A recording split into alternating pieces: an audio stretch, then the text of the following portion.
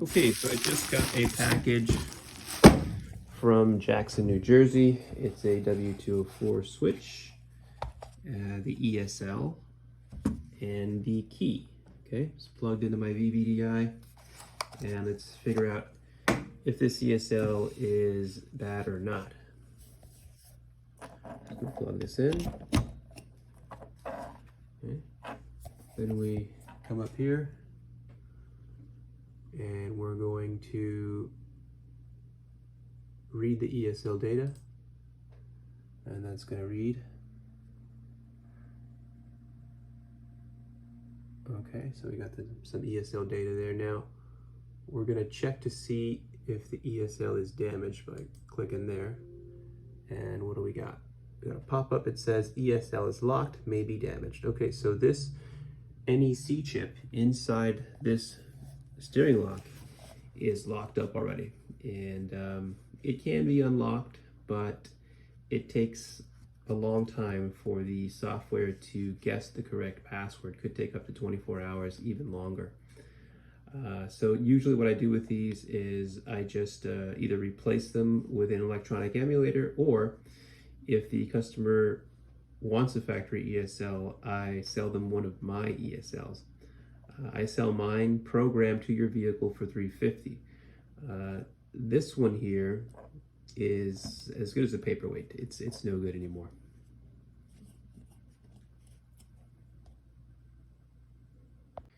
So I'm going to talk to the customer, and I'll let him know that the best thing to do is to go with an electronic emulator to replace this. It'll be less expensive. It's $250 with programming, and it's more reliable. You know, if we replace this with a rebuilt one that I have here, I have access to motors that are made in China for this ESL. Inside here there's a little motor, and the only aftermarket motor I have available for this is from China. It's not as good, doesn't last as long as the one from Germany. The one from Germany lasts, maybe 10 years. This one from China, it's been lasting 1 to 3 years. So then it just will give out again, and you'll be in the same situation, probably caught stranded somewhere. All right, so I'm gonna call the customer and ask him if he wants an electronic emulator, and I'll get to work on that.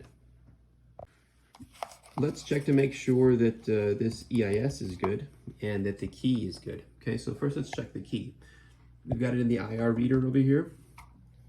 Okay, we're gonna go up to read and write key, and then we'll go to identification key, and it looks like we got a good read. Reading data success. Got a bunch of numbers up here. We got the SSID, the amount of times it's been used, the key number. This is key number 2. Okay, the version 75. All right, so it is an original key. So the key is good. Now let's check the EIS. So we're gonna go over here to EIS tools. We're gonna go to read EIS data. Okay, so it reads, but just because it reads doesn't mean that it's good. We're gonna do a test now with the key. We're gonna go test EIS status working key. A little pop-up here. It says to push the start button. Okay, I'm gonna push the start button, switch the ignition on. Okay, now I always check to see that we don't have any check boxes before we put the key in. If we do, it means we have a short circuit in the switch. So this one so far is looking good. And now I'm gonna put the key in the ignition.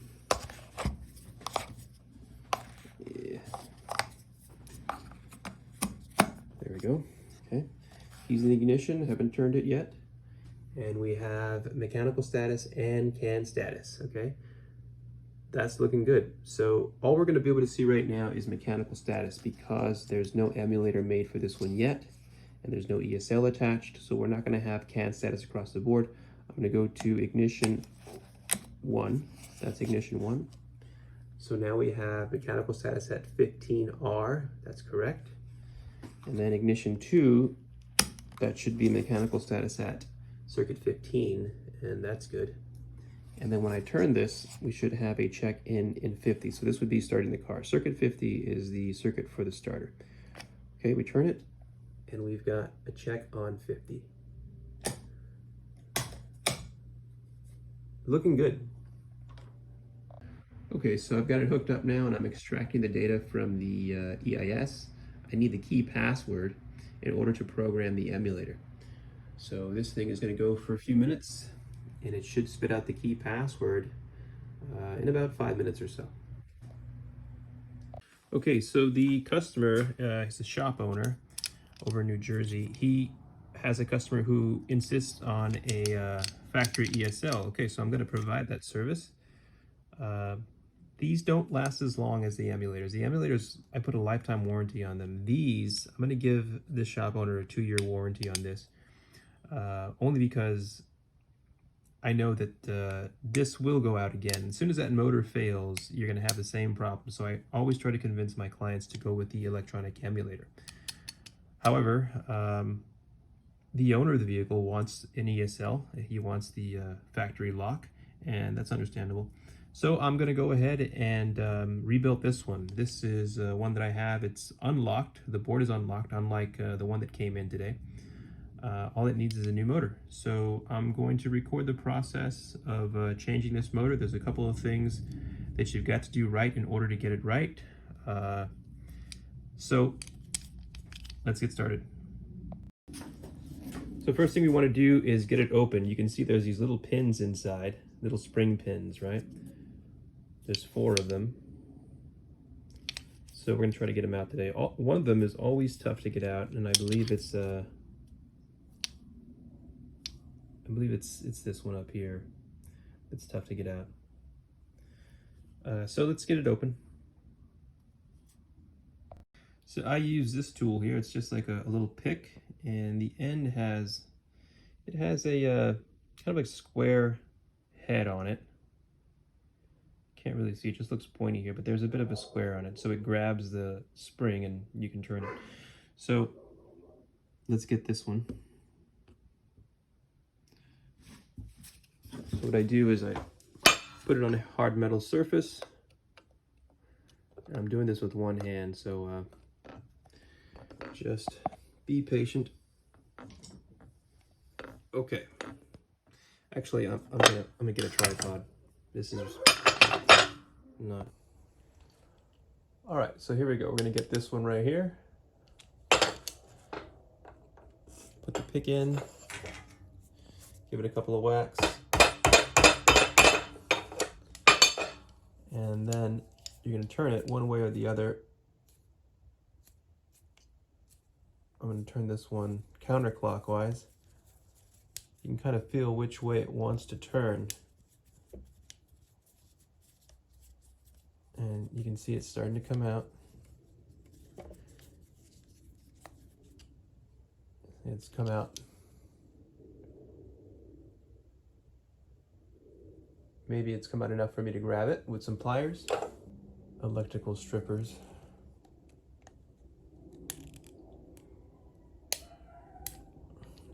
There you go. Okay. Okay, now that we got all the pins out, let me just lift the top up. This one might be taped a bit. Take that off for now. And just lift the top off carefully. There's a spring here. Okay, little spring. And the board always has a little bit of soot on it from the motor, the bad motor. I'm going to get this screw off. All right, so this is a Torx 10, T10, sometimes called. I'm going to get this off.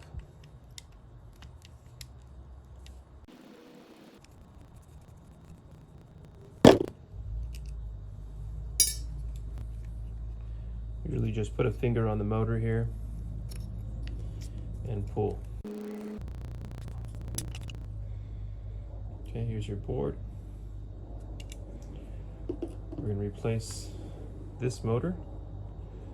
This is the factory motor, made in Germany.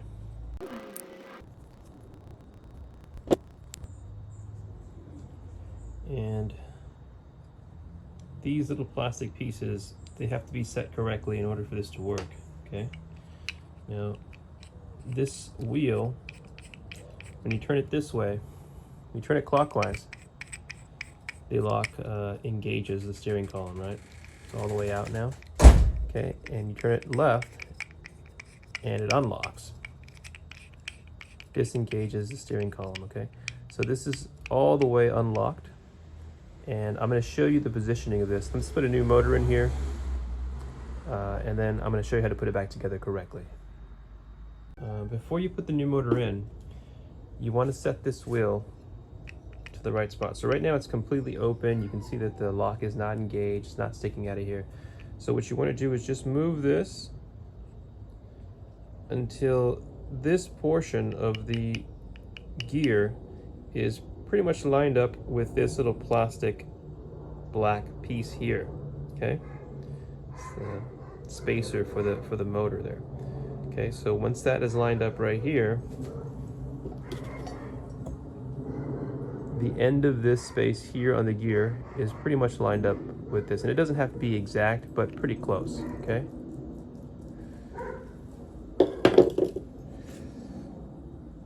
Now, let's put the motor back in. Okay. Now the plastic arm that we took out, this plastic arm has to sit on this plastic piece here. It goes into this indent, and then it sits in this little hole here. See this? This little piece sits in this little hole right here.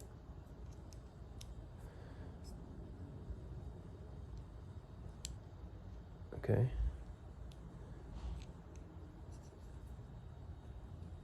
All right, and this little arm you want sitting on the outermost ring of the gear, the outermost ring. Okay, can't sit in the center there. It's not going to work. It's got to sit here. Okay, now once you got all this set up, you want to put a little bit of motor oil on this little motor so it'll last longer.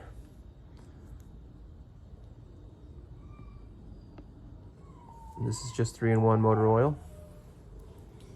Now we're going to put the circuit board back on.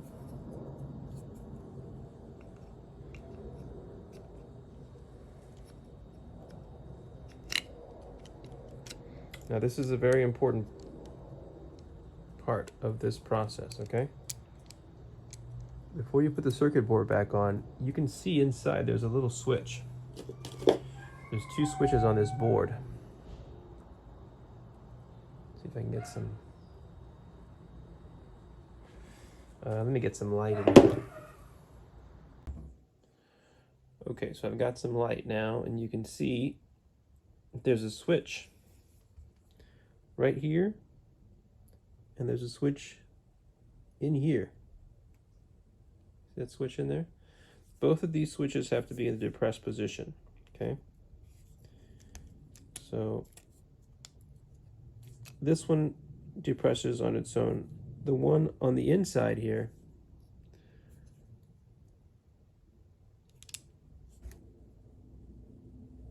has to be depressed. All right, so you take this tool and you depress the gray switch.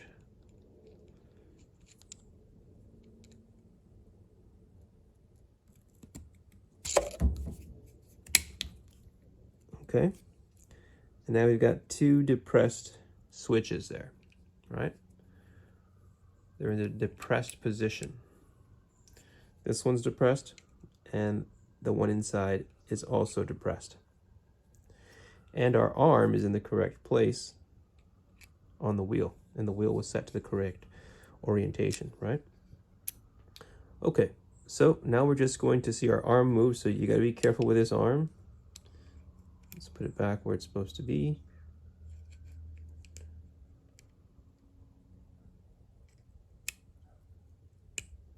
Okay.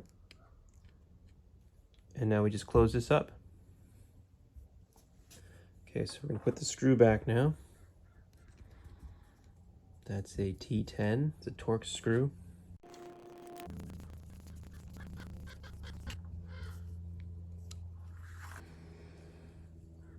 Spring goes through the hole on top next to the screw, and this lines up with the wheel.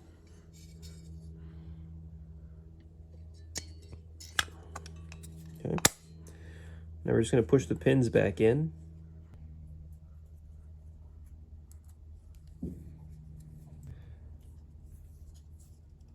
Now, of course, if you got it working again, make sure the pins are completely sunken in so that you can fit this back into the steering column.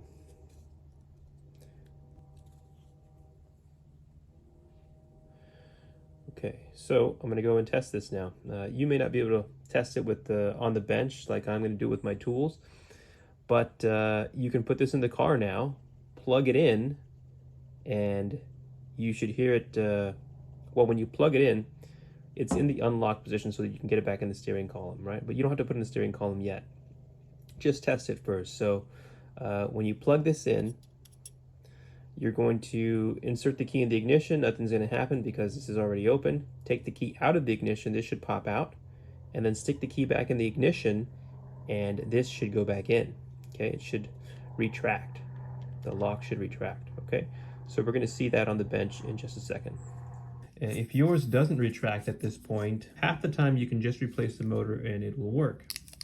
The other half, the NEC chip on the board is locked and it won't work even if you did everything correctly. If you put everything in the right place, you put the new motor in, you set the gear right, you've depressed both of the switches, but it still won't work. That means your NEC chip is gone and you're going to need a new ESL with an unlocked NEC chip, and that's virginized and programmed to your vehicle. Okay, I sell that service for $350. So if you need one, just give me a call, get in touch with me, and we'll get it done. Okay, so I'm searching for the erase password on this ESL. Okay, so we finally found the erase password. Took about 2 minutes to get it. There's the erase password for this particular ESL. It's not going to work on your ESL. Each one has its own unique password. Okay, so now we're going to virginize this, basically. Erase the information that it has so that we can program it with the information from this EIS and key, okay? So we're going to click on Renew ESL.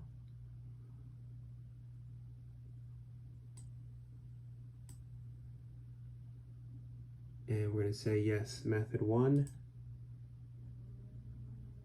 And we've got an erase success. Okay, now let's read it.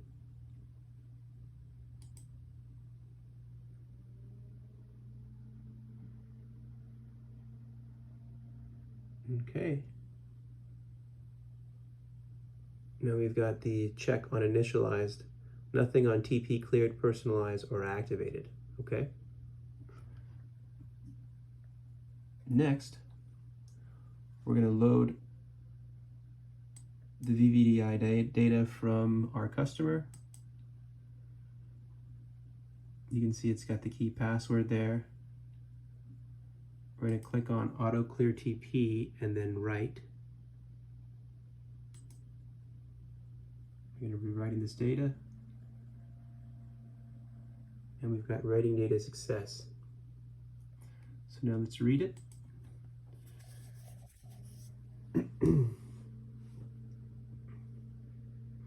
Okay, now we've got initialized, TP cleared, and personalized.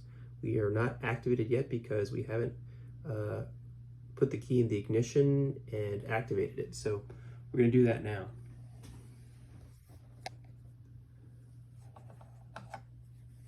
Okay, here's our original key. Here's the EIS. And we're going to see if this works. Okay, I'm going to put the key in the ignition. And there it goes, okay? So that means it's programmed and working.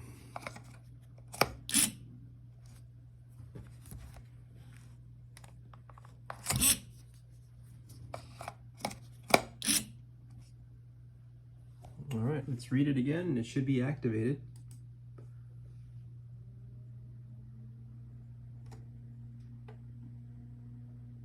As you can see now, it's activated. Okay, and that's gonna do it. This one is ready to ship. It's a complete system now. This is the starting system, or DAS system, drive authorization system, complete with ESL, EIS, and key. They're all married now, and it's working. Okay. Hope you enjoyed watching the video. Thanks for watching. Please like and subscribe.